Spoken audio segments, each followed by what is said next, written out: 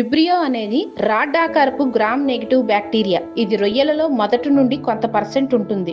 రొయ్యలు వాటి immunity కోల్పోయినప్పుడు Vibrio ప్రభావం ఎక్కువగా పెరుగుతుంది.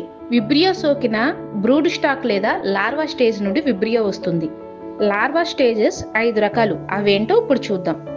1 గుడ్డు దశ, 2 నాప్లియస్, 3 జోయా, 4 మైసిస్, 5 పోస్ట్ లార్వా.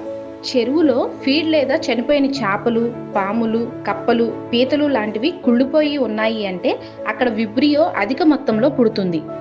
ముఖ్యంగా మన చెరువులో ఫీడ్ మరియు ఫీకల్ కుళ్ళిపోవడం వల్ల అక్కడ అమోనియా వస్తూ ఉంటుంది. కుళ్ళిన పదార్థం వల్ల అమోనియా వచ్చింది అంటే అక్కడ కొంత పర్సెంట్ విబ్రియో అటాక్ అయిందని అర్థం.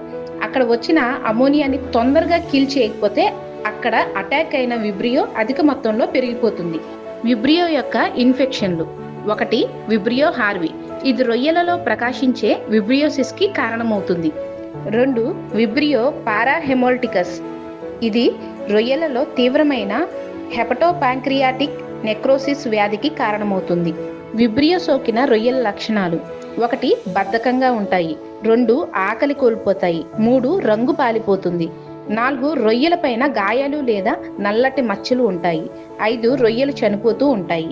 విబ్రియో ఏ విధంగా తొలగించాలో ఇప్పుడు చూద్దాం. ముందుగా వాటర్ ఎక్స్చేంజ్ పెట్టాలి. శానిటైజర్ని ఎకరానికి 7 లీటర్ల చొప్పున ఇవ్వాలి.